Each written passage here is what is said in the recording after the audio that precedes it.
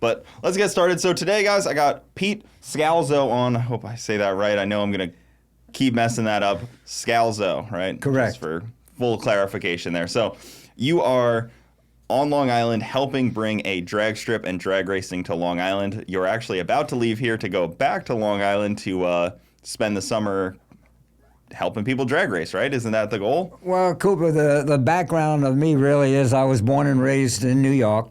I lived in Forest Hills, Queens. And then when I got married in 65, about 71, moved out to Huntington, Long Island. And like everybody else I meet out there, I raced at Islip, I raced at National, and also West Hampton. Moved to Florida in about 74, and have been trying for the last 10 years to get back to Long Island to open up a drag strip because, as you know, everything shut down. The last one was West Hampton. It finally shut down. There was nothing there for 17 years. And I continually tried, as my wife will tell you, I'm a pain in the neck, and I kept going in front of the town boards. Let's do a drag strip. There's a site there called EPCA, and it's a former Grumman plant.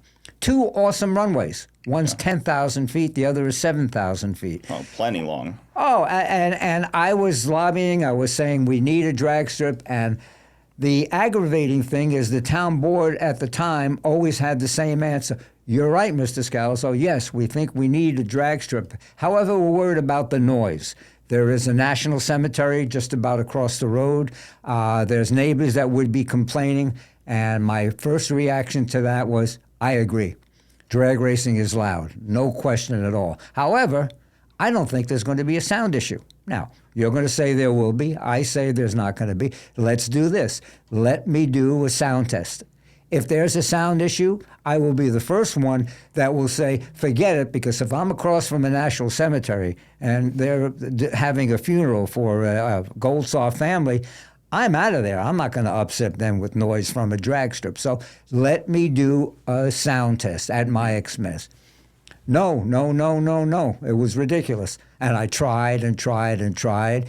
Got Long Island Needs a Drag Strip, who was very much involved with trying to get a drag strip out on Long Island. And they've been a supporter of ours. And we got nowhere.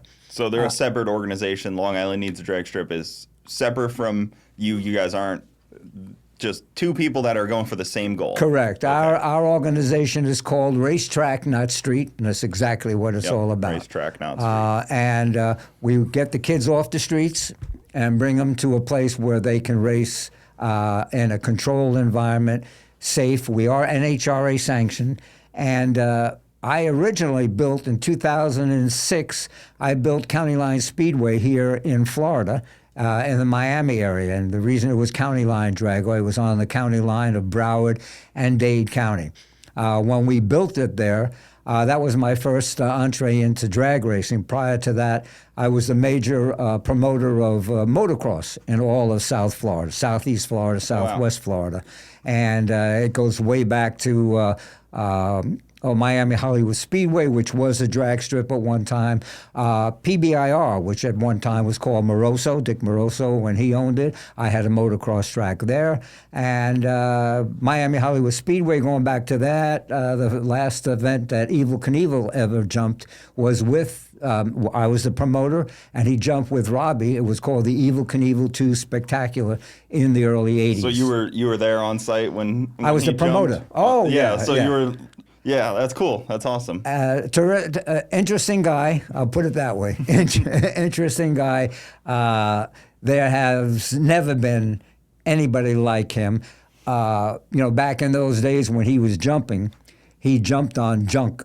When I say junk, it was a Harley Davidson or later on a Can-Am or a Triumph. But the suspension was absolutely unbelievable. It was awful. And but he was a showman. And that was the great thing about him. And I even said to him one day, I said, everybody talks about, the crashes that you've done. He said, that annoys me. You show me a baseball. I had over 300 jumps. Show me a baseball player that gets up and hits 385 times and misses 15 times. And I said, yeah, but when a baseball player strikes out, he goes back to the dugout. He might throw the bat against the wall. He's not in the hospital with almost every broken bone in his body. So that makes the big difference. But again, the ultimate showman, and we had some good times. So you guys would hire Evel Knievel to come out, put on the show, set up all that just to get the fans in? Oh, sure. And that was a big deal at that time. And again, that was the last jump he ever made. However, probably the greatest jumper I ever had was a guy named Roger Riddell. Did you ever hear Roger Riddell? No. No, nobody has. He was called Mr. Backwards. He would jump over 15 cars sitting on a motorcycle backwards, ramp to ramp. Now, even Evel said, that guy's crazy. I would never do that. But, so I've done many, many, many different types of activities, mud bogs, truck pulls, tractor pulls, indoor motocross, supercross racing, stadium motocross in West Palm Beach at the former home of the Atlanta Braves. That's where they did their spring training baseball. I was there for 5 years. And West Palm, like I said, Moroso, the Florida Sports Park in Naples, did events there. And back in 2006, when I got involved in drag racing, I really found a new love. The drag racing. The motocross, I still love it. However, with the motocross, I would always build and maintain the tracks. And as I got older in age, running on that heavy equipment, bouncing around, it started to get to me. And so I discovered drag racing, and that's my new love, drag racing. I mean, I can't blame you. The drag racing bug is definitely a strong one. Do you love it also for the community as well? Because the drag racing community is something we talk about highly, is the people that are involved in drag racing are some of the best people you'll find anywhere. I always joke, like, you leave your wallet in the stands and it'll come back to you almost immediately, maybe fuller. Well, that's the thing, and you're right, about the drag racing. What we have found once we got involved with drag racing, and it goes back again to 2006 at the County Line Dragway in Miami, our main focus was to get the kids off the streets. On US 27, it was a terrible, terrible problem of the illegal street racing. It was so bad that Miami-Dade County had a special task force to try to attack that. And they had a hell of a time. We opened, 6 months after we opened, they disbanded the task force because of the impact that we had on the illegal street racing. Really? So it was tremendously, tremendously popular. And we've carried that into our other drag strips. And my wife and I, who's here now, we had a racetrack in Kentucky called Bluegrass Raceway. We had a racetrack in Tennessee called Cherokee. And then we wound up here back in Florida with Green Cove Dragway, just outside of Jacksonville. And very, very successful racetrack, little eighth mile. I've only had eighth miles. I don't like quarter mile. I don't like the speeds of quarter miles now. And the problem that we had in Green Cove Dragway is that we lost our lease to, of all people, Volkswagen. Now, if you remember years ago when Volkswagen lied about the diesels that they had. Yeah, Dieselgate. Yes, Dieselgate. And what happened was they needed locations because they were forced by the government, rightfully so, to buy back all these cars. And they needed a place to keep them. So we had a great relationship with the landlord of the property. It was called Reynolds Industrial Park, by the way, owned by the heirs to the Reynolds Aluminum. The manager came to me one day and he said, "Pete, we're not going to renew your lease next year." I said, "John, why?" "Well, Volkswagen wants to come in. They need the property desperately." I said, "Well, what are they looking to pay you?" So he gave me a figure. I said, "John, that's a little bit more than what I'm willing to pay. So I'm sure if I tell the racers they love the place, they're willing to pay some more money." He said, "Well, Pete, I'm messing with you a little bit. That's what they're willing to pay. You pay me that per year. They're paying me that per month." So obviously, I was out of business. Yeah, I mean. Yeah. So from that just point, to become a parking lot too. Well, that's what it was. And what it was sad.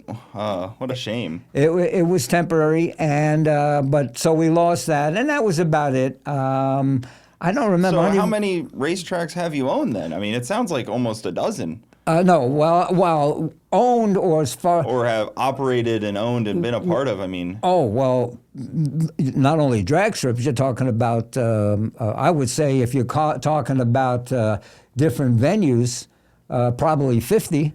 oh my goodness. Because I've done indoor motorcycle racing on ice, indoor motorcycle racing on concrete, and the Daytona Memorial Stadium. I did a couple of thrill shows there, along with a man by the name of Ed Otto, who was my mentor, who originally formed NASCAR along with Bill France. So I was there.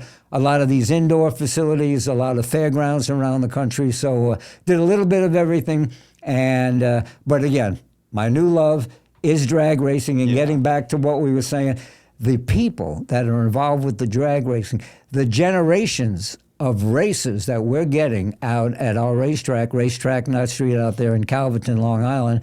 It's called EPCA, Enterprise Park at Calverton.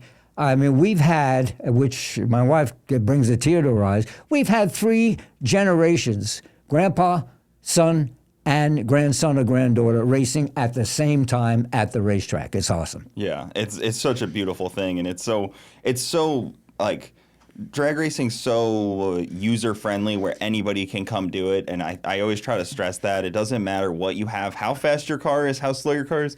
The slower guys usually have more fun anyways. The fast guys usually aren't having quite as much fun as the guys that are in their street car that just drove there, you know. Well, you know, and one of us, our slogan, although it's racetrack, not street, it's run what you brung. So it doesn't matter. The minivan, the only thing we can't do at this time, which we're trying to argue about, but you know what, we're so happy to be there. The town is not allowing me to have motorcycles. And I'd love to have motorcycles. There's a need for motorcycles. But we, quite frankly, we walk on eggshells because we're so happy to be there. And the thing that we have been able to accomplish that I'm very proud of, along with the help of my wife and the folks from Long Island Needs a Drag Strip, is when we originally made the proposal, finally, we had a town supervisor, a woman, former NYPD lieutenant, and she was the one where I made the proposal because, like, I never give up. And she said, you know, I heard about this a lot. This was during the pandemic, and this was during a time when she was running for re-election. And she had the guts to say, you know what, we're going to try this. Now, if we failed, it would have been, you know, curtains for her. It would have been awful. But she had the guts to let us do that, and that's how we got involved with doing the track county line, the racetrack, not street out there at EPCA. And it's a thing that we had at the beginning. The neighbors thought I was Charles Manson. I mean, they thought I was the devil coming there, and what are you going to do? It's going to be loud. It's going to be this. I am happy to say that today we are accepted by the community. We have not been an issue with noise. We have not been an issue with traffic. We're a good neighbor. We're proud of being a good neighbor. And again, we're accepted by the community. And that's huge for the future of what we hope will be a permanent motorsports park at EPCA or anywhere on Long Island, but most definitely where we are at, which is the former Grumman plant called EPCA. Is that the goal, is to stay at where you're at right now and expand that location into, because from what I've seen, it looks like it's kind of a little bit of a temporary setup where, you know, you bring in jersey barriers, the scoreboards are mobile, like tree is kind of mobile. Absolutely, yes, and that's the way it had to be. We jump over a lot of hoops in that we're there starting our 4th season. However, we are temporary, and we do leave the barriers up, and we're able to leave them up throughout the off season. And the off season, obviously. Is that your phone? Yeah, you're fine. I was just gonna move this to fix it for you a little bit too. All right, you want to do that again? No, you're fine. I wanted to make sure. You'll edit that? I just wanted to make sure you were comfortable with the mic. Oh no, I was okay. I was just worried about that. Perfect. So yeah, we're talking about temporary location and making it permanent, and how you kind of. we are temporary. We've taken a portion of the 7,000-foot runway out there. There are 2 runways. We're on the 7,000-foot. The layout is beautiful. We have got tremendous area for our pits. So anybody coming with trailers, et cetera, it works out. It's a beautiful, beautiful setup. The only problem is for us, and we're happy to be there, and we're happy to prove what we've been able to prove, but our season is terrible. Yeah. Our season runs from mid-August to not even mid-November. Why? It's bird nesting season now, and we can't upset the birds. So I know everybody rolls their eyes. Are they those stupid piping plovers? They're the piping. They tell me the piping plovers are on the seashore. Well, we're not on the seashore, but it could be another one. They talk about maybe salamanders. We sell salamanders for bait here in Florida. But again, you know what? It's your ball. We'll do whatever you tell us to do. Anybody who's been on Long Island, you walk out onto the beach and half of it's roped off because there's birds. Yes. And you look and there's no birds. And I even as late as this year, as late as a couple of weeks ago, I was trying. And I was saying, listen, the problem that they had out there, or they have, is the town used to mow this area when it was Grumman and et cetera. That goes way back.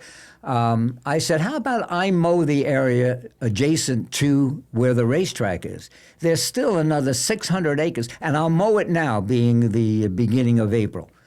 And when the bird nesting season begins, which is April 15th, when the birds return, they're not going to go to that area. They're going to go to the other 600 and some odd acres to do the nesting. Well, the DEC, and the town was behind it, but the town has to, get approval from the DEC, understandably so. And the DEC came back and said, well, if you do that, there might be some additional species that were nesting there, so you can't mow. Okay. So it's probably the only open land on Long Island. There's built everywhere. Yes, and the other thing, and your question was, I think that's the ideal site. And we have had some meeting with some consultants as far as what to do with the property. Mm-hmm. And I've told them all the same thing. Look, we talk about drag racing, and that's my love, and that's my interest, et cetera. However, I would like to consider this a motorsports park, because there is other activity that we could be doing out there. Mm-hmm. There's go-kart racing. We're doing it. We do go-kart racing. There's drifting, which is a new love of mine. I started with drifting back in 2007 in Miami, and we're doing drifting out there. Mm-hmm. And then, of course, there's road racing, SCCA racing, the Skip Barber Driving School. All of this could be done out there. We have the room. It's an ideal site for a motorsports park. And even that area could really use a reason for people to come there. It's not the touristy area that a lot of other places on Long Island are. So I could imagine the locals would love a reason for their businesses to get visited. Well, and that's common sense. However, you have the neighbors that don't want anything to happen out there. They'd like to keep it turn it into a park. However, you have the other people that realize, progress, and it's a great spot. The LIE exit's right there. Mm-hmm. It's a perfect spot for, again, a motorsports park. And there was talk in the past of Donald Trump was interested in it, NASCAR was interested, and all these things could possibly be, but I would like to see, and again, if that ever happens, as my wife who's sitting here will tell you, by that time I'll be in diapers. But the thing is, the site is perfect for it, and hopefully what we've been able to prove to people that motorsports is a good thing. The people that are involved in motorsports is good. We're making the streets safer by giving the people a place to race their vehicles. Back in my day, back in the Islip and National Speedway and West Hampton days, you had to be a pretty good mechanic to go fast in a car. Now you got crazy people putting Toyota engines in Camaros. Yeah, who would do such a thing? Who would do such a thing? Blasphemous. Yeah, and the point is, back in my day, to go fast, you had to be a hell of a mechanic. Here, you got a good bank account, you can go buy a Hellcat or one of these, or of all things, I blow people away when I tell them this, One of the fastest cars that we had was a Tesla. Yeah. So, the cars that are being built today are so fast, which is a great thing for us car guys, but where are they racing them? Where are they running them? Well, they're running them on the street. Not anymore out on Long Island, because now they got a spot, which is our site, Racetrack, Ninth Street, out at EPCA.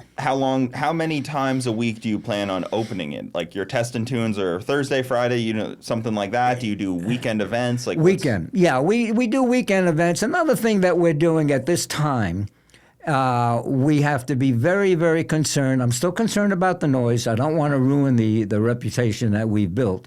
So we do require everybody to have mufflers. Mm-hmm. And we are an HRA sanction. But we are really concentrating mostly on the test and tunes, and we get a tremendous amount of test and tunes. But now we're doing a lot of shootouts. We're doing big tires, small tires, shootouts, and we're getting some reputation. We have junior drags, and we have of course the drifting and the go-karts. But now we're getting we get some people. I don't know if you ever heard of. He was on Street Outlaws. P.D. Smallblock. P.D. Smallblock. He's a local racer out there. He was at one of our races last year, and terrific guy. And the thing that he says, I love this. He said, I travel all over the country. I have a great time.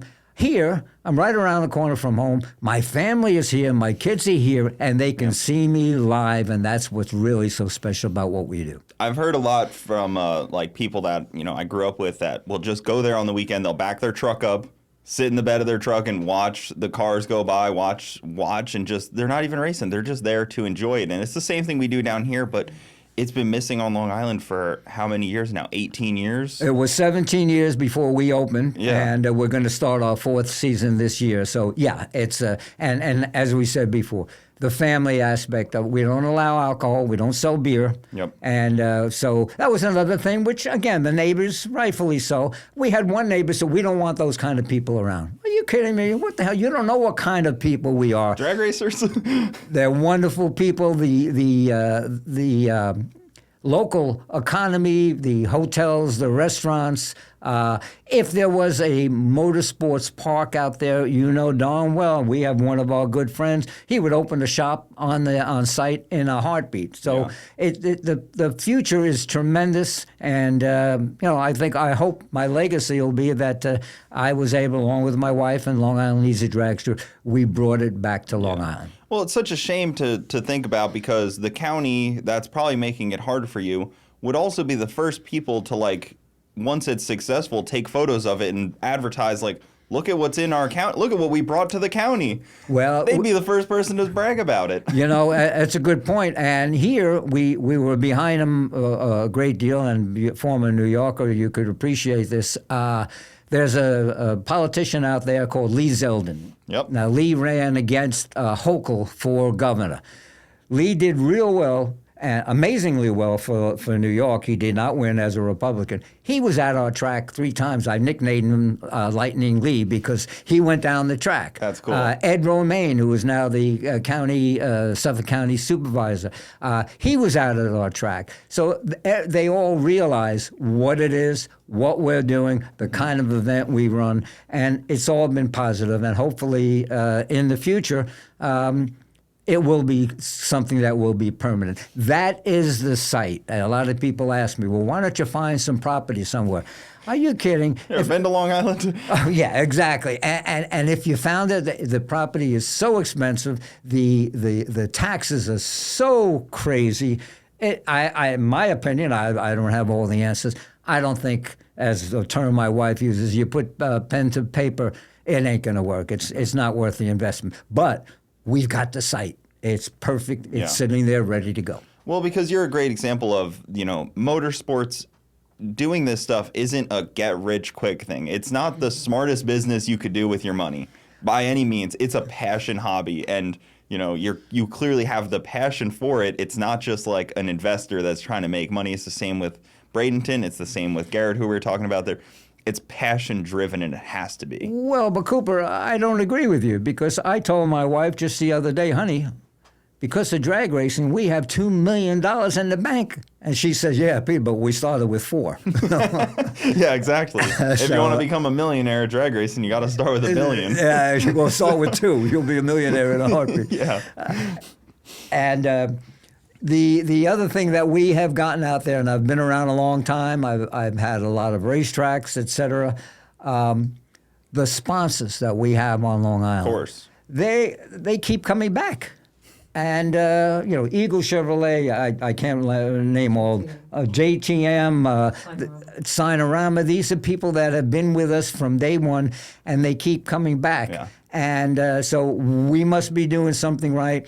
They appreciate what we're doing, and that's a big part of the proof of our success out there on Long Island. Yeah, I always love hearing like the local sponsors that step in, because when they see the value in that, even if they're not getting their money right back, they don't see a immediate return, they're investing in the community at large, and they're helping everyone. So the big time sponsors, everybody kind of sees that. But when like a small mom and pop deal puts up their money, that's a really special, important thing, because they don't have a marketing budget. They don't have all this, free cash. They don't have all the same stuff. So they're going out on a limb there to help the cause, which I think anybody in the stands seeing that should really realize the importance of what they're doing. They do. We give them a lot of coverage at the races. I have a fellow that helps me. Brian Cohn is a hell of a guy. He helps me with the announcing. Of course, you can see I'm very shy. I don't talk much, but that's the other thing that we do. It's not slam bam racing. It's a fun thing. And as you said, they come out, they sit in the back of the truck. We've had the real high performance, high intensity type of racing with the big dollar bracket racing, et cetera. We were IHRA. We did a bracket finals at our IHRA track in Kentucky, and that's a whole different aspect of drag racing. Nothing wrong with it. But we really have it as wholesome family entertainment. Yeah. Come out and have a good time. We are NHRA sanctioned, which did we really need to be NHRA sanctioned? No, but I felt from day one, we want the prestige of the NHRA. We want everybody to realize, and the neighbors to realize, when we're doing this, there are racetracks around that don't have concrete barriers, that just go out and go racing. That's not what we're all about. Grass in the center or something ridiculous. On an airport, because we are a former airport runway. That's not our thing. Is it concrete or asphalt? No, we're asphalt. Okay, we are asphalt, and so we keep it safe that way. We go by all the rules of the NHRA, and every car has to have a muffler, so that helps us with the noise. And so we have not had a problem with noise, and we're not going to have a problem with the noise. And it's just something that I wish it was a longer season, but it is what it is, and we'll continue to do whatever we have to do to continue to prove the merit of what we do. It's funny because I know the season very well. I mean, my grandparents, my whole life, owned a business that sold beach chairs. Oh, so in Montauk. Yeah, I know that short business more than anyone. Yes. You sell umbrellas and beach chairs for a very short amount of time of the year. Yes, and then you hope that you sold enough for the rest of the year. That's it's a big expense for us also, because we live here in Sarasota. Our home is in Sarasota. So when we go up there, in the past, being that we had a couple of pets, we would go to first a hotel, which we weren't supposed to have the pets in, but anyway, and then we would rent a house. And I guess, I don't know, maybe I wanted to sound like a big shot, but we would rent a house in the Hamptons. Yep. And that was ridiculously high expense. And so we had the expense of going up this year, beginning for this season, and actually next week, May 16th, we're going to be going up. We rented an apartment in Patchogue, so now we're going to live like normal people. We'll have an apartment for 6 months for our season, and then we come back again in mid-November. You don't want to be in the Hamptons anyways. There's too much traffic there. Yeah, well, and that was Yeah. the thing that my wife didn't like. Yeah, it's exciting, it's fun, but we've been to all the restaurants. We've been, and then the other thing is it's embarrassing when we go to a bar. My wife gets up on the bar, starts to dance, and they ask me to leave. It's awful. It's awful.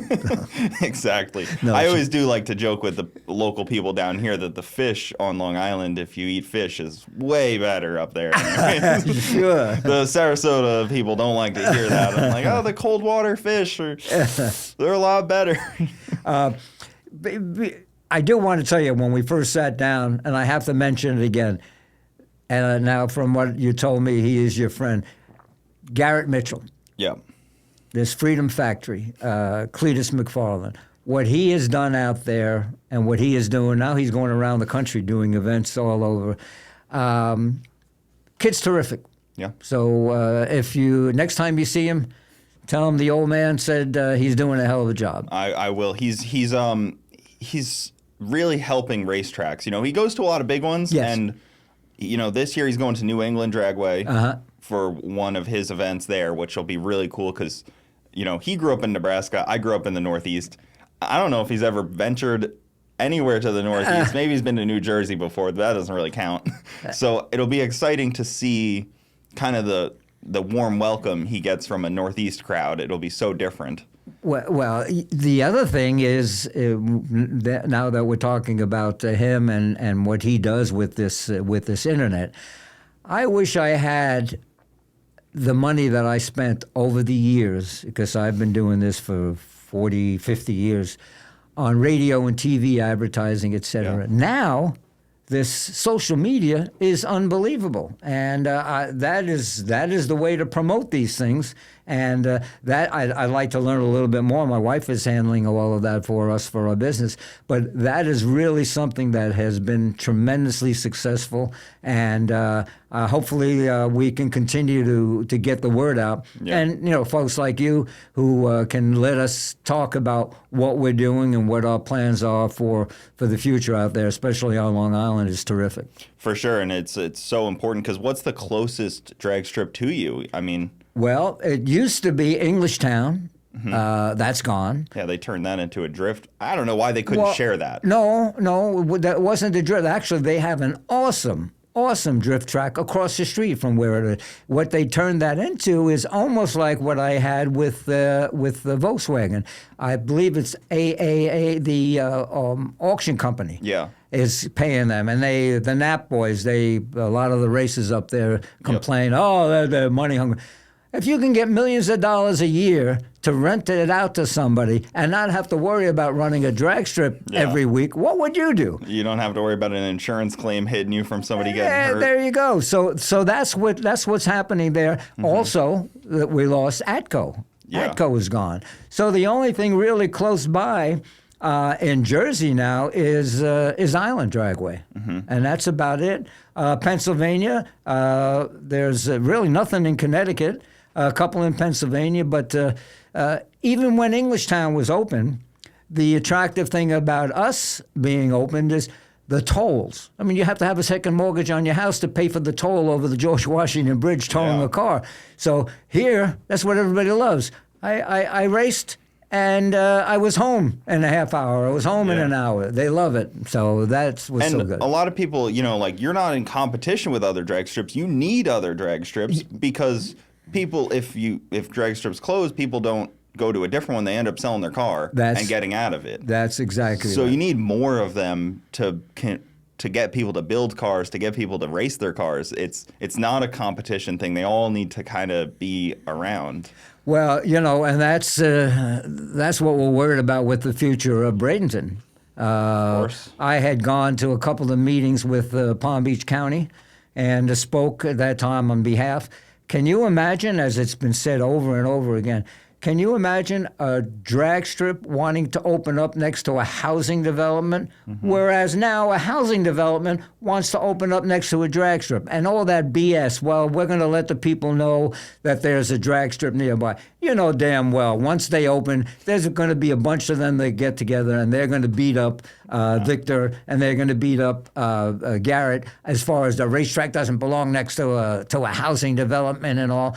And they'll have to fight it, and eventually they'll get tired of fighting it, and unfortunately, that might be another racetrack that we're going to lose. I mean, people moved next to Islip Airport and complained about that and tried to get them to change how they fly into the airport. So it's like they really have no bounds on what they'll do. You know, the sad thing, though, Cooper, is the fact of greatest country in the world, but I can sue you for anything, and you have to defend yourself, and who wins? Yeah. The attorneys win on that. So Always. eventually, I'm afraid that's what's going to happen in Bradenton. So God bless them, what they're doing out there, the improvements that they made, the kind of shows that they put on is second to none in the country, and it's a great racetrack, and I hope it stays there forever.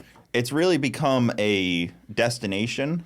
A lot of it, too, is people travel to come to these tracks more than like, you know, normally racetracks are like, oh, I need to go race. I want to go race my car. I'm going to go there. But this has become like almost like people make like a pilgrimage to it to see the sacred land of Bradenton and Freedom Factory and like step on the grounds. It's a crazy how that's like kind of switched. Well, and kudos to the promoters, because once you get the people to come to your facility, there's a lot of promoters. I got them here. I got the money, and that's it. I don't care what kind of a show. You got to put on a good show, and they both do. They put on excellent shows, and that's what's great about what's happening here, Bradenton. A crazy thing is, I live 40 minutes away from the racetrack. I wish I owned it, but you know, maybe someday before I get way too old, maybe, and I'm not putting anything out there that's going to happen.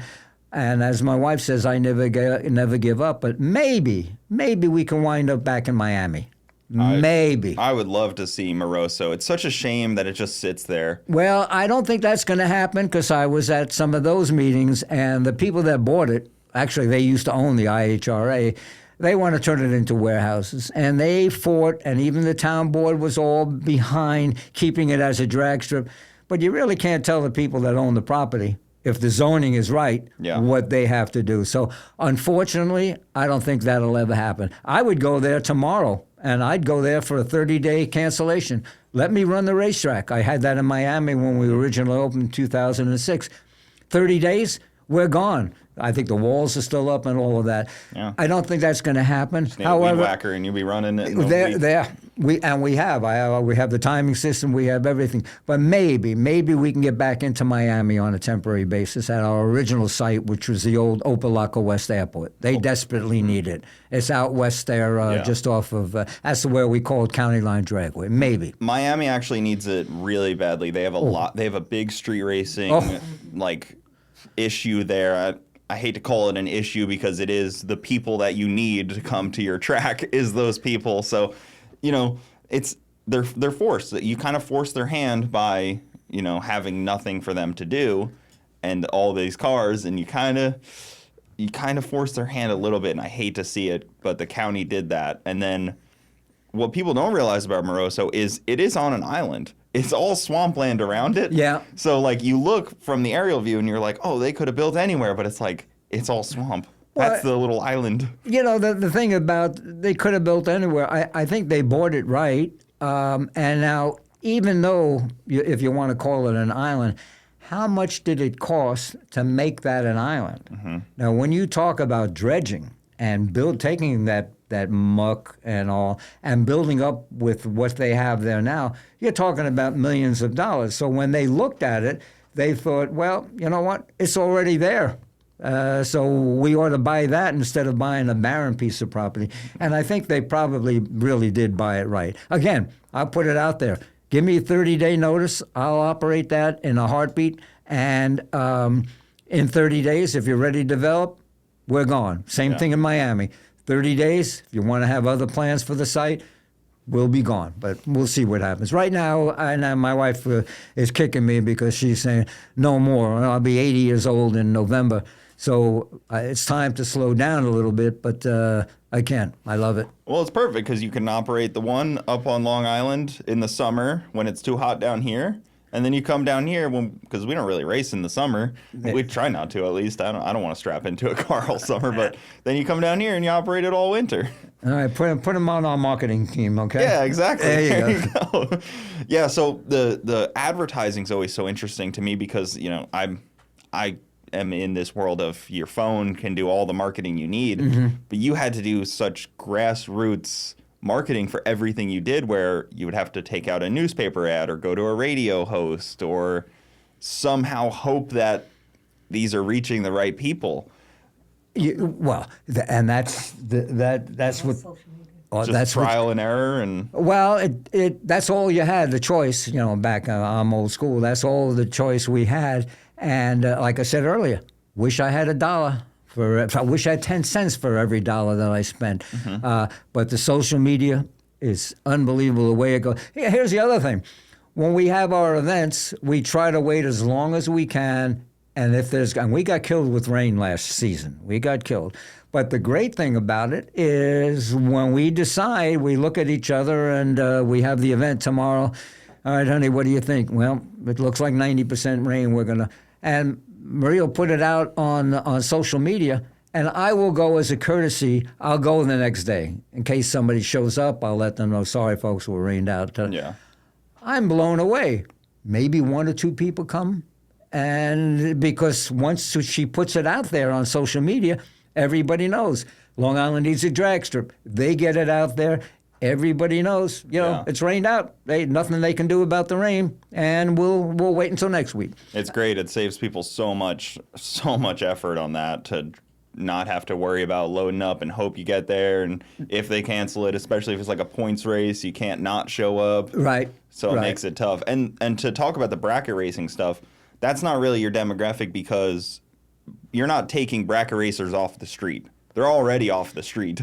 Like if you got a bracket car, you're not going to street race it. No. Well, I don't know. Some of those guys are idiots, but likely aren't going to street race it. Right. But then like these stock street cars, those guys are the ones that are going to be doing pulls on the street. And God forbid killing a soccer mom with loaded kids going to a soccer game and all. So I'm glad that the police now are really cracking down on that. And you lose your car. I hope you go to jail forever. But we are making an impact, just like we did in Miami. We're making an impact up there. And I think that's another thing that the people that originally, the naysayers, when they look at everything, they're thinking, you know what? These guys are doing some good stuff, providing this wholesome family entertainment. Let's not continue to give them a hard time. Let's support it. And that's where we're at. Do you have any plans for like a big event, because you do you're talking about like smaller, like weekend test and tunes, but do you have like like something big coming this summer, like get a lot of people in the door type of thing? Yeah, we're working on we like this big tire, small tire shootouts. That's become really, really popular. Yeah. We're also looking at the possibility of doing. We have already our schedule set, starting August 17th, and hopefully we can start even as early as August 10th. But we'd like to add some other events. When you're talking about something big, maybe a motorsports spectacular where we can do drag racing, drifting, and go-kart racing the same day. And that would be awesome. Yeah. Now, as far as a giant drag racing event, we have to be careful because we can't have dragsters, we can't have altereds, we can't have anything that's really, really loud. However, if we can do some big and small tire shootouts, that is great. Yeah. That is great stuff. And the crowd, when we do that, the test and tune is great.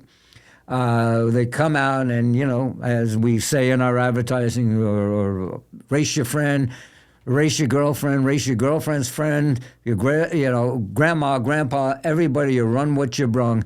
Those types of events are great. However, to really draw in the spectators, we need some big events, and we're working on that now. How fast do you get some cars going out there? Well, another good question.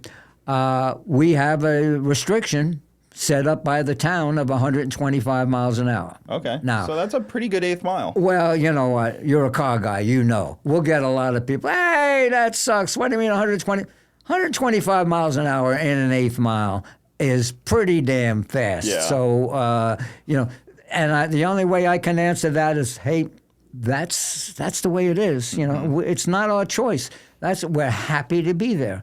But that's the way it is. If you are that fast, you can't come to us. You might as well go pay the toll and go race at Island Dragway. Nice, fine facility. Go to Pennsylvania, but you can't race at our track. I bet you the people saying that are probably in a car that's not going to even go 100. They probably show up. They're like, I can only go 125, and they go like 102 miles an hour. If they're lucky. Yeah, exactly. Exactly. Because they don't realize, like, you think your 700 horsepower car, your Hellcat's going to go 125, and then it goes 105 miles an hour. They don't know. And and as you know how you set the car up, and the other thing about the eighth mile that I've always liked, and I've had 5 racetracks, and they all have been eighth miles, is, that's the skill. It's off the starting line. As we say, a drag race is won and lost off the starting line. It's not the cubic dollars that you have that go fast on the top end, the second eighth mile, and make it a quarter mile. So another thing that we do, because we're temporary, and people have to understand this, well, why don't you have it as a quarter mile? If we had a quarter mile, we would have to have the appropriate crash barriers, the concrete barriers, et cetera, that the NHRA, our insurance company, requires. So for a temporary facility, for the amount of events that we do a year, it's not cost effective. Yeah. The other thing is, well, Pete, why don't you run 3 or 4 times a week? Well, the answer to that is our agreement with the town is we operate under what's called a special event permit. Each event that we run, we have to pay a rental fee.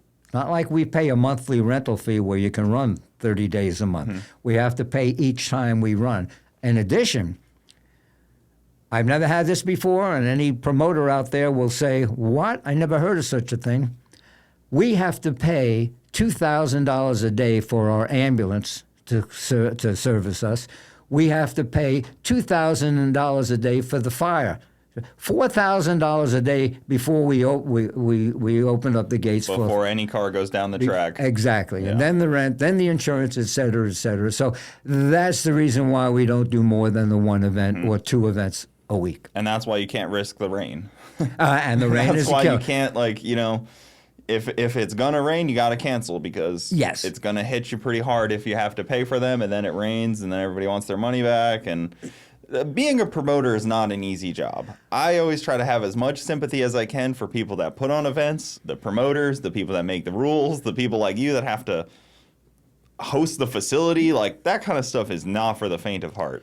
We had a guy working for us in Miami when we first started in the drag racing business. Ed Fazel was his name. Terrific guy, and I forgot what Ed's job was there, but he was a starter, terrific guy. And anyway, after that shut down and all, and he called me a couple of years later, and he said, Pete, listen, I'm going to use you as a reference. I'm trying to get into Charlotte to be working for them. And I said, sure, Ed. So after a while, he calls me and he says, hey, I want to thank you. I got the job. I said, okay, well, I'll be honest with you. They didn't call me, for a reference, and I'm happy for you. And he says, one of the things I think really was a good factor was when I told them my background, and I told them that I worked at, County Line Dragway, and I was able to say to them, I'm a racer, but now I was able to see, working for County Line Dragway, the other side of running the races. Mm-hmm. And I can appreciate, what you folks go through as the promoters, and I'd like to work for you. And he got the job. Yeah, just from being on that flip side of things. Exactly. Yeah, and most racers don't realize what that side of things really entails. No. It's not as simple as just opening the doors and letting it happen. Quick story, our racetrack in Kentucky, we would sell fuel. Well, we don't sell fuel here, and of course it was a big-time racetrack. And I had a guy that gave me, at the end of the day, he said, Pete, I got to talk to you. I said, sure, what is it? He said, you're ripping us off on the fuel. I said, why are you saying that?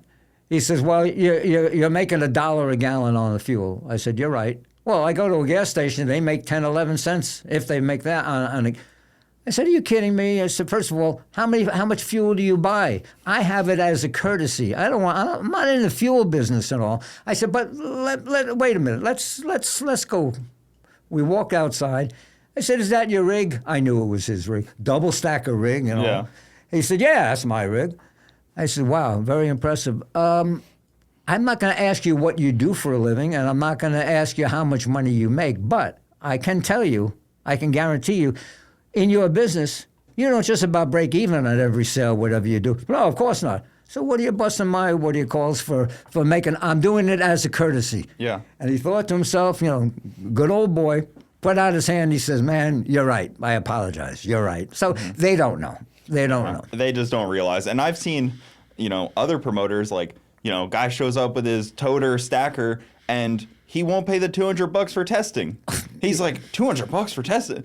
Like, it just cost you $1,500 in fuel to get here, and you're talking about $200 in testing. And you're in the wrong hobby. And not only that, if you go to Bradenton, and when you look at what Todd does on that racetrack, Wade, rather. Yeah, Wade. What Wade does on the racetrack with the glue. Are you kidding me? You know what that costs? That's a fortune to cost. From what I understand. The fuel now is like $1,600 for 55 gallons of not fuel of the glue, PJ1, the traction compound. You know, who's paying for all that? I believe Bradenton's actually the largest purchaser of, like, the largest single track purchaser of glue because it's one of the few all year round tracks. And Wade uses it very heavily because that's what Bradenton's known for. Absolutely. When one of my favorite guys in drag racing, who I only got to know because of being out there on Long Island, is John Montecalvo, 3-time world champion. And he said, next time you see you're at Bradenton, say hello. And so I saw Wade, and he couldn't stop talking, about Montecalvo. Montecalvo couldn't stop talking about Wade. And sure enough, John, 2 years ago, came all the way to Bradenton, and he won. It was $25,000 a day. So, again, the camaraderie of the people that are involved in the sport is awesome. And people don't realize, too, it's not that big of a community. Pretty much everybody knows each other. When you get into drag racing, you realize how small of a group of people it really becomes, but how kind of tight-knit. Everybody knows everyone. Every track owner knows every track owner, it seems like, and especially when you... Yeah, and we all do help each other. You know, the other nice thing also, we out in Riverhead, Long Island, we have the NASCAR sanctioned Riverhead Raceway. Been there forever. They do a terrific job. But a major difference between us in the drag racing community opposed to stock cars is, as you know, stock cars, you have to have a special pit pass to get into the pits at a stock car track. Whereas with drag racing, your general admission allows you to go, and it's like an all-day car show. And you can go, you can visit the racers, you can be right up close to the race cars. It's not an additional charge to get into the pit area in drag racing, and that's another big thing that is attractive for drag racing. Yeah, you go talk right to the guy that's running the car. You know, it's no secrets. They're usually pretty open. Some of them are a little secretive, but they're usually pretty open to anybody walking up. If it's not another racer, if you're just wanting to go talk to them, I'm sure he'll be pretty open about it. But it's just a great group for that. And even in Florida, we're lucky. We have, in Clearwater, we have Showtime Speedway, then Immokalee, down south a little bit. Like, we have Orlando, and then not too far out, we have South Georgia, which just an awesome array of tracks. We've done Sick Week around here. I don't know if you've ever seen that, the drag and drive stuff. Sure. So we get so much motorsports around here that we're just so lucky with that. I wish we get lucky again on Southeast Florida. Maybe someday that's going to happen. If it's going to be West Palm, if it's going to be Miami, I would hope something could happen there. My fingers are crossed. It's interesting you have so much care for the other coast, Southeast Florida. Why so much there when you live in Sarasota? Why are you so? Well, good question. And here's what we have planned. We're here in Southwest Florida, and my wife has a terrific job, and so. Me being her boy toy, she's got to take care of me here at her job. But my kids are over on the coast. Okay. So I do miss them. And my grandson, who, since you asked, which you didn't, but since you asked, had a full scholarship, University of West Virginia, playing football, got hurt, did not make it to the NFL. My wife and I are with them after he graduated, and we said to him one night, Cody, what are you going to do? Well, I'm into beats. I'm going to do some music and beats. And the first thing she said, how the hell are you going to make a living with that? Well, I think I can. Bottom line, he goes on to CXDY, talking about social media. The kid's got more money than me, a house in Parkland, Florida. He goes back and forth to L.A. CXDY is what he goes under the code. CXDY. And he's a multi-platinum record producer. It's crazy how that works. Unbelievable where that came from. So. Well, I mean, it's just the changing of the times where you could just do that, Like, you don't have to be found by someone. You don't have to go through a record company. You don't have to do all that. You could just start whatever you want. Unbelievable. The only thing I don't like what's happening on social media is that idiot, Michael Cohen. Don't get me started with politics now. Anyway. Oh, it's okay. You can start with politics with me. I'm pretty, I'm sure we're fairly aligned on leave me alone is my general, my general thought is just leave me alone. That's all I care about. Well, my general thought is let's go, Brandon. All right, she's kicking me. She's kicking me now. Well, I mean, you got to be against who's ever trying to stop the drag strip. Yes. That's really what it comes down there you to. Go. Is my alignment is with trying to have businesses succeed, and that's always been my problem with Long Island. Is everyone around there doesn't seem like they want businesses to succeed. My mom owns a store on Long Island still. Oh, and in 2020. There was a police officer standing at the door of her boutique because no one was allowed to go into a boutique, but the grocery store had a line up and around the corner and 500 people in it. But the small boutique, because of COVID lockdowns, they had a cop standing out there. You can't go in there. So she's like, so I can't survive? Unbelievable. But they can? Yeah. It just it didn't make any sense. Like the 7-Eleven, they can sell whatever they want. They sell beach chairs, Montauk clothing, but then the store that's owned by the person that's lived there for 30 years can't open. And I'm from small business. I mean, my grandpa owned a hot dog wagon on the beach. Oh, gee. On Long Island my whole life. So the rain thing, I get like flashbacks to him being like, oh man, it's been a rainy season. Every weekend it's rain. All the weekdays it's fine.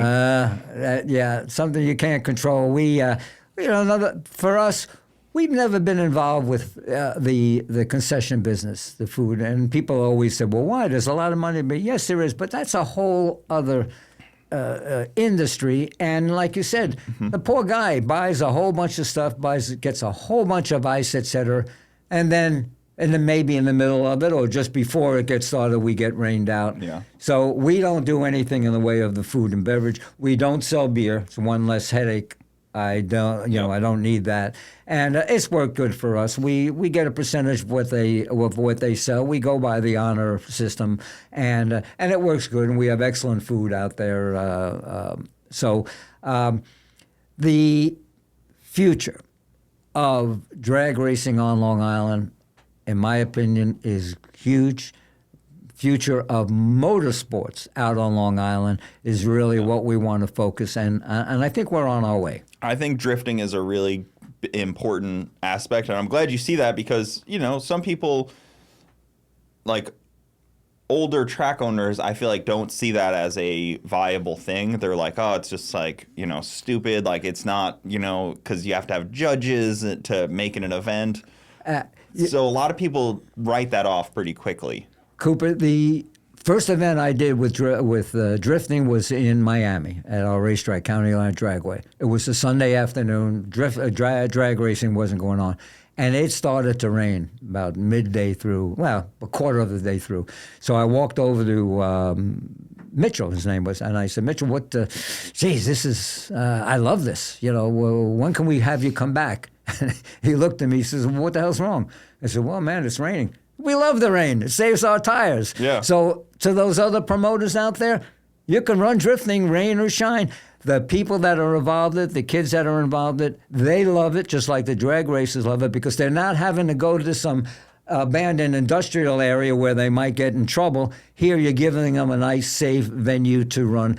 And what they're doing in these cars with the brakes and all is unbelievable, and it's getting to be very, very big. So any promoters out there, look at drifting. It's a great sport. Drifters are tough, and they're very self-sufficient. They'll make their own little layout as they need yes. to, and they'll hit the wall and they'll keep driving the car. And like they're pretty tough. Oh yeah, us drag racers are kind of princesses. We need like the perfect track temp conditions. Yeah. It can't be too hot. It can't rain. We need a lot more things. The drifters are tough. They are, and it's amazing the amount of money they go through in tires. Yeah. They just eat up those tires like crazy. But again, that's their love. That's what they like to do. And who are we to say, And you were talking about car shows a little bit before we started too, because that's a big thing on Long Island. There's always been a lot of car shows, meets, people. That's always been a big Long Island thing, is the cars community, and all the wealthy people on Long Island have their car collections out there. We went a couple of weeks ago. We made a special trip up there to help out. It's Tobay Beach. Mm-hmm. It's in Nassau County. A car show at a public parking lot right at the beach. Hundreds and hundreds and hundreds of cars. And every Tuesday night, Long Island Needs a Drag Strip does a car show at a church, Mount Carmel Church, just outside of Patchogue area. Again, hundreds of cars. The places get packed, and they're just coming out, hanging out. And everybody, again, it's the community, it's the family of everybody getting together, especially now, being that they were all hibernating all winter. Now when these car shows are going on, it's tremendous. We've had a couple of car shows out where we are. The other thing, though, when we do an event, of course, the only way we make money is we charge the racers and the spectators. The amount of car shows that are going out on Long Island, 99% of them are free. Yeah. So for us to have a car show and say, hey, we got a car show, come on out, but you have to pay money admission to come in because we have these other things, it doesn't really work for us. However, our favorite thing is Tuesday nights at Mount Carmel, where we go to Long Island Needs a Drag Strip car show. Yeah, it is cool. Even down here we have UTC, which has their big Cars and Coffee the first Sunday or Saturday of the month, and huge car shows. And it's similar area. Like there's I don't know how much it is on Long Island that gets out there, but I know firsthand, like East Hampton and Montauk, like there are some very wealthy people that store their cars out there. I've personally seen Ralph Lauren's car collection in Montauk, and he has 2 of every red Ferrari, and he doesn't even look at them. He just has a guy that has to go drive them. So like every now and then you'll see like a F40 just cruising down the street, and you're like, what the heck is going on here? Well, that's another thing when we talk about the motorsports park aspect of what we could do out there at EPCA. There is no reason why that all can't be built. Garages and all. Look, there's I tried to do something up in Pontiac, Michigan years ago at the old Silverdome in the parking lot, and it didn't work out. But now there's something called M1 Concourse up there. Yep. It's right by the Woodward, where they have the Woodward cruise every year, and the drag races on the street, where they have garages and all. Oh, we have them here. What is it, Circuit, Florida or something that they just built? They just built the Motor Enclave. Same person, actually, that did the M1 Concorde. Opened the Motor Enclave down here. Well, you know what? Long Island, that would be ideal, and we can do it out there at EPCA. The future out there is unlimited of what can be done. They're already complaining, actually, about the Motor Enclave.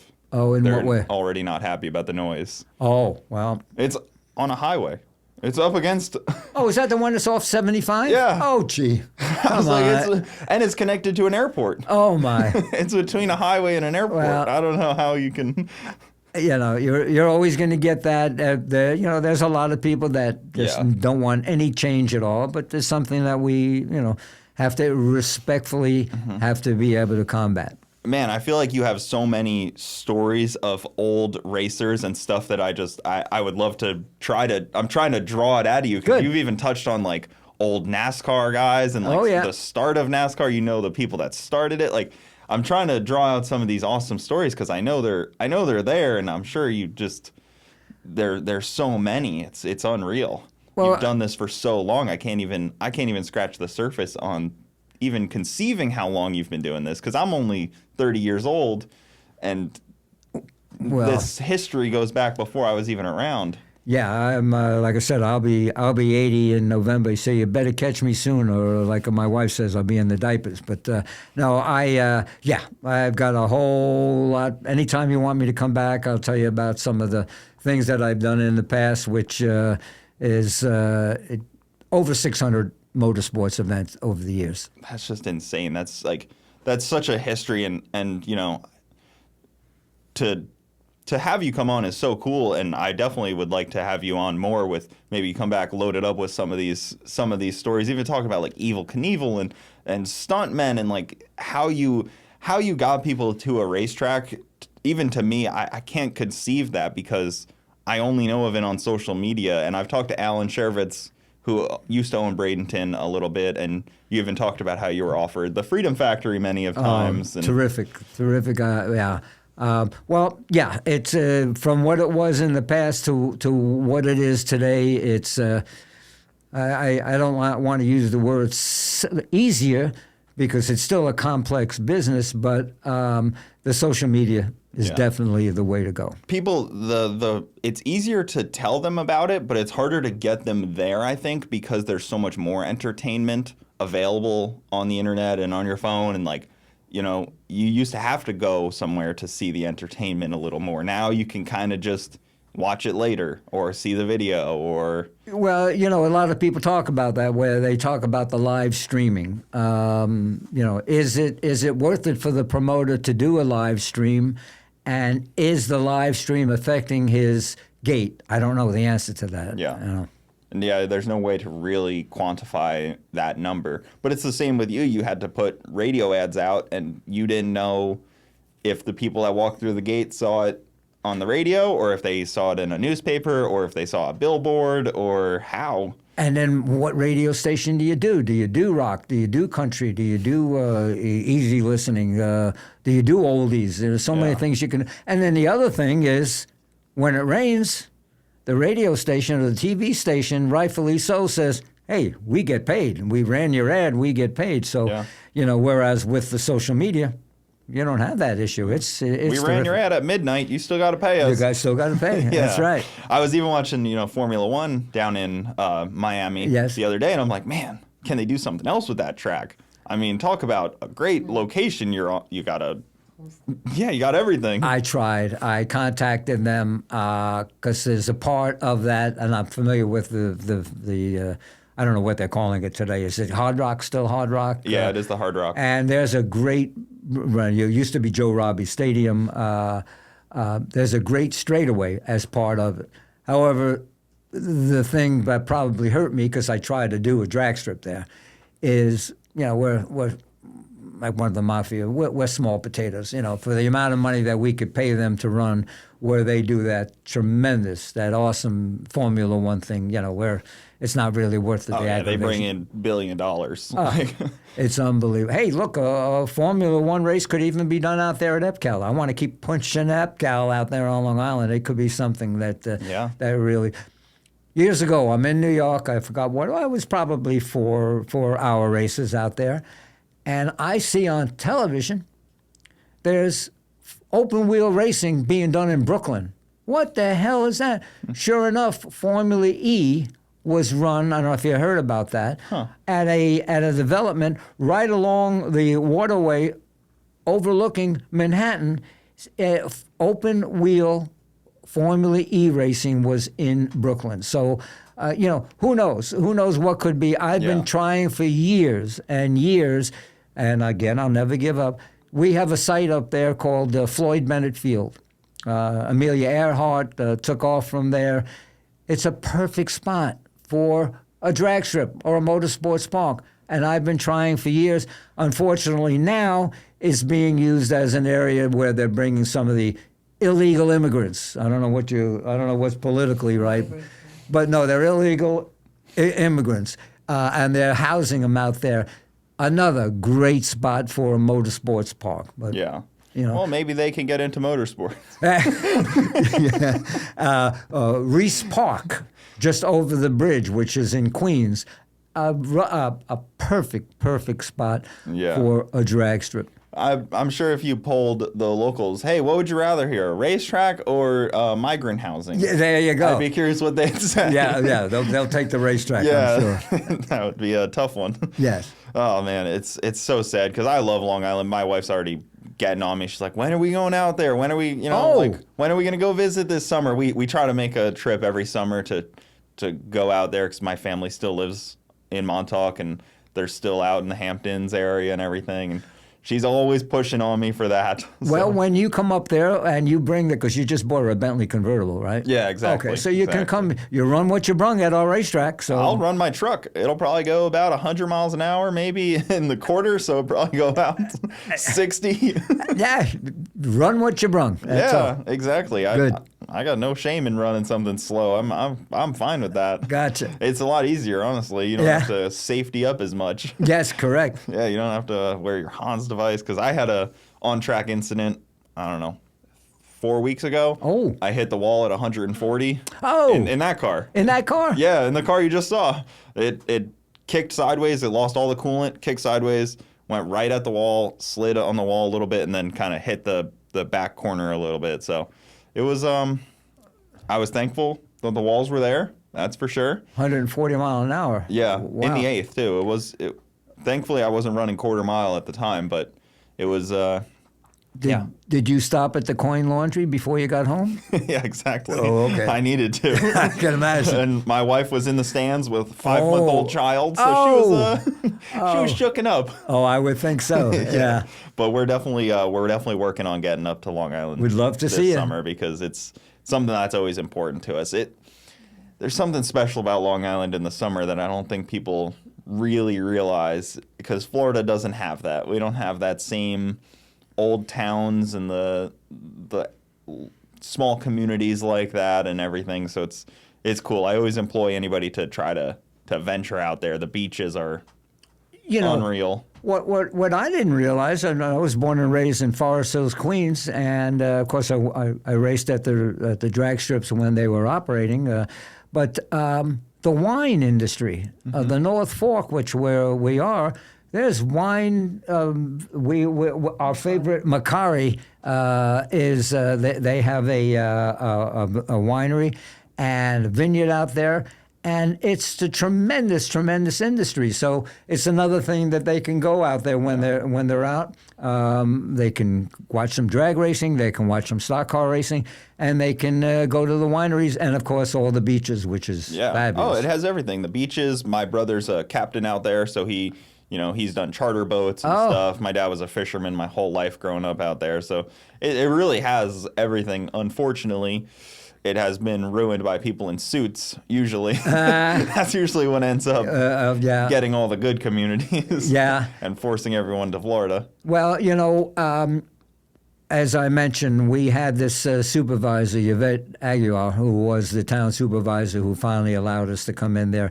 And the things that she has done out there, setting up for this current town board, who is 100% behind us, they're really making the things out there much more, what would you say? I guess not only tourists, but they're concerned about the town, the people that live there, and you can't make all the people happy, but they're really doing a good job in making improvements to the town of Riverhead, and we're happy to be part of it.